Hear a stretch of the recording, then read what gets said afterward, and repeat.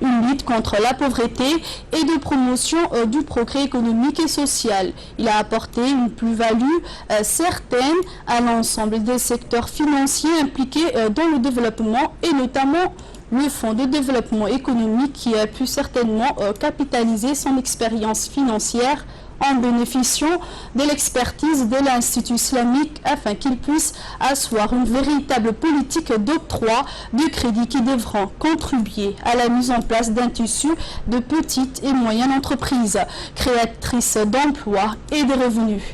Dans une interview donnée à cette occasion, le formateur nous a livré le contenu de ce séminaire de formation sur le financement islamique des petites et moyennes entreprises. Je vous propose donc de l'écouter. Nous reviendrons donc dans les prochaines éditions. Le directeur général du Fonds de développement économique de Djibouti, Saïd Ismail Hassan, a dans une interview remercié d'abord l'Institut islamique de recherche et de formation du groupe de la Banque islamique djiboutienne d'avoir dépêché à Djibouti deux formateurs afin qu'ils puissent former les administrateurs sur le financement islamique. Il a souligné aussi que le Fonds de développement est désormais prêt à accueillir les entrepreneurs désirant un financement islamique. On l'écoute donc.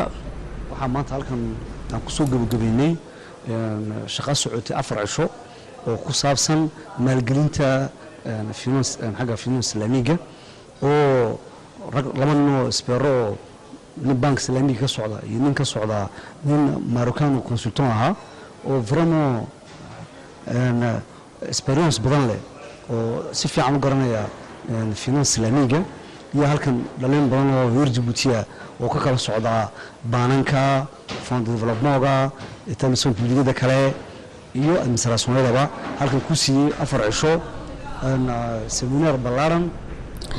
Un séminaire d'information sur les atouts et l'attractivité qu'offre notre pays aux investisseurs japonais a été organisé par l'autorité des ports et des zones franches avec la collaboration de l'ambassade de Djibouti au Japon.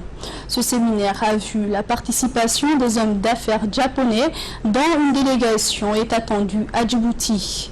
L'ambassadeur de Djibouti au Japon, son Excellence Ahmed Areta, et le président de l'autorité du port et des zones franches étaient présents lors de ce séminaire. Les détails dans ces séquences.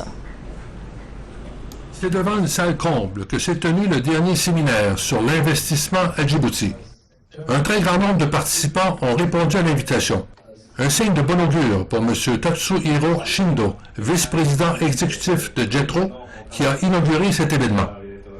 Cet organisme est un partenaire important pour la recherche et la promotion des opportunités d'affaires en Afrique et qui peut faciliter la présence des entreprises japonaises.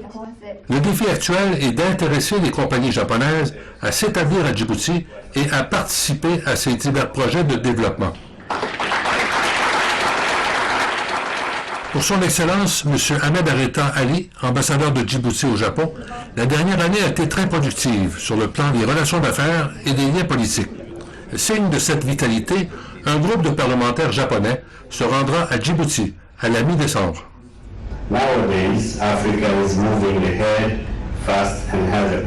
Aujourd'hui, l'Afrique va de l'avant et possède un avenir prometteur. Grâce à la vision de son Excellence, le président Ismail Omar Guelleh, Djibouti est devenu une plaque tournante pour le transport, le commerce, les communications et la finance. Ce séminaire sur l'investissement avait été préparé avec soin, avec la distribution de plusieurs documents très détaillés sur la situation actuelle et les projets d'avenir de Djibouti. Les investisseurs japonais sont reconnus pour être friands d'informations avant de passer à l'action. La délégation de Djibouti, dirigée par M. Aboubakar Omar Hadi, président de l'autorité du port et de la zone franche, a fait une présentation très remarquée sur la vision d'avenir de Djibouti et les possibilités d'affaires que cela représente. Un élément clé qu'il fallait bien expliquer était l'importance de l'emplacement stratégique de Djibouti et sa vocation maritime qui voit 65% du transport maritime mondial défiler sous ses yeux. Une table ronde a réuni des entrepreneurs japonais qui examinent de près les possibilités d'assumer une plus grande présence à Djibouti. Chacun d'eux a fait part de son expérience et de son enthousiasme envers Djibouti dans les secteurs d'activité qu'il représente. L'un d'eux, M.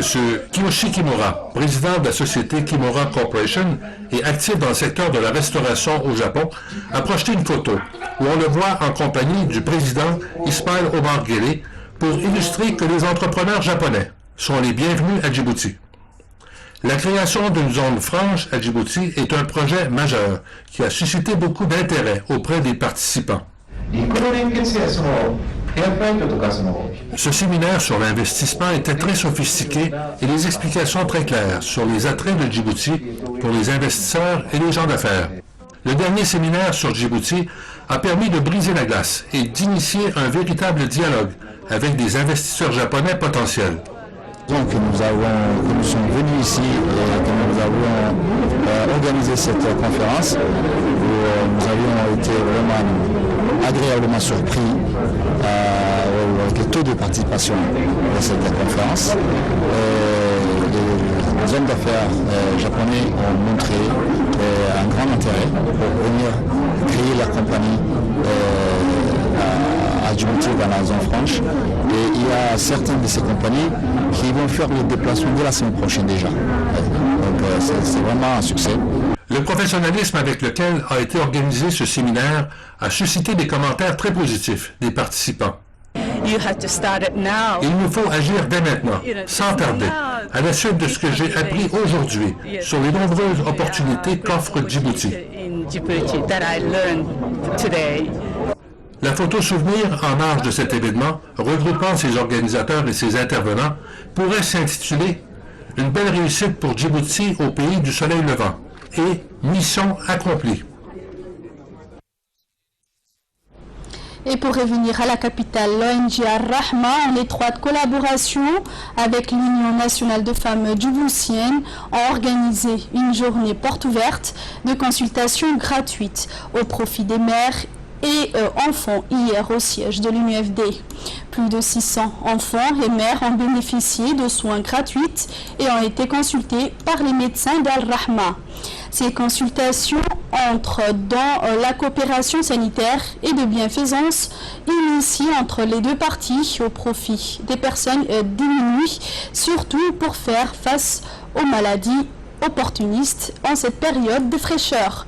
La secrétaire générale de l'UNFD, Mme Fatouma Moussa, et les parents remercient l'ONG pour ses soutiens destinés à améliorer la santé des enfants et des mères.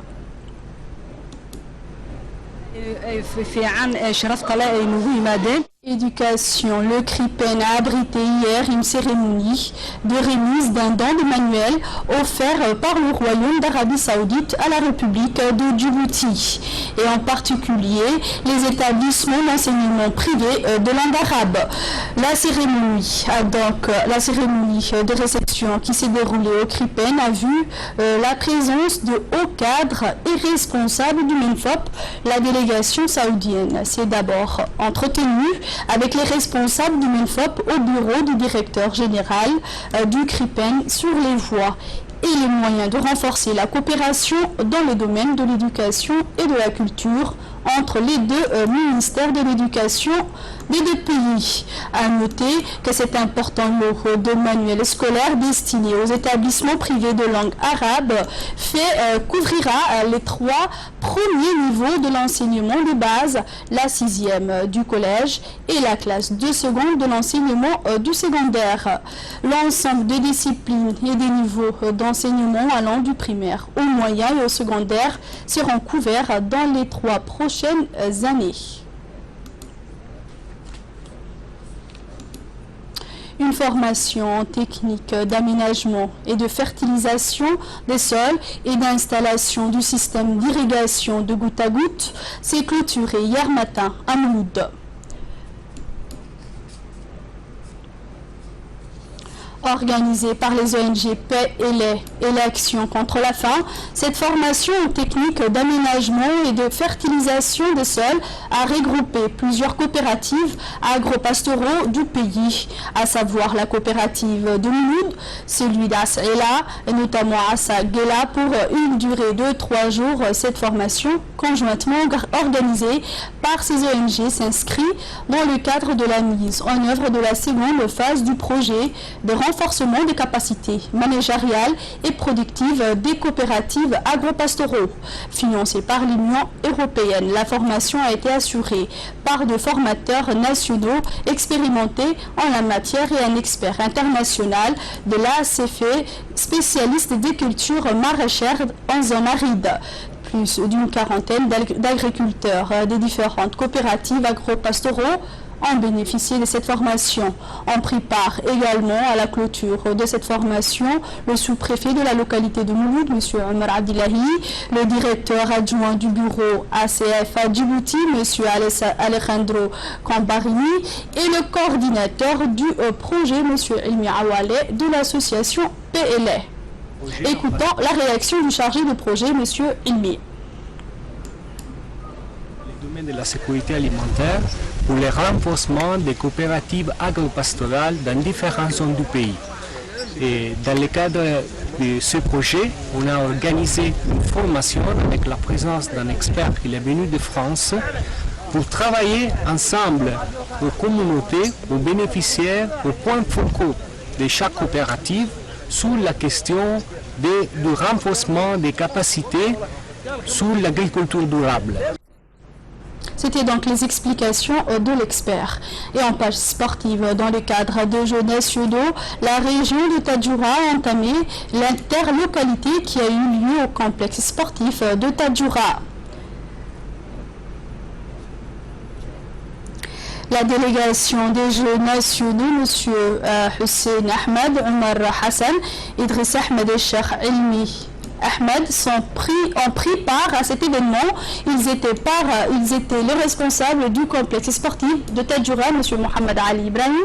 Cette localité a eu le privilège de participer aux deuxième phase des Jeux nationaux, à savoir Dora, Adailou, Asagela, Randa, Sagalou, Riptadei, ainsi que Chef-Lieu par ailleurs. Les Jeux nationaux va à sa fin et Tadjoura est prêt à défier ses adversaires. Nous tenons à remercier le secrétaire d'État à la jeunesse et au sport, son Excellence, qui a organisé les premiers Jeux nationaux de la jeunesse.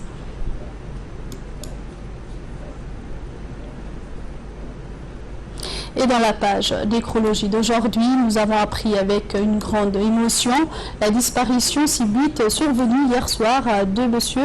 Ahmed Maki Ibrahim, cadre au conseil régional de Tadjoura. Le décès est survenu suite à un accident de la circulation sur la route de la Kassal, située à 55 km de Tadjoura. M. Ahmed Maki Ibrahim est né en 1946 à Tadjoura. Il fut un cadre chevronné au ministère de la Santé pendant plus de 3 décennies, avant de prendre sa retraite en 2001.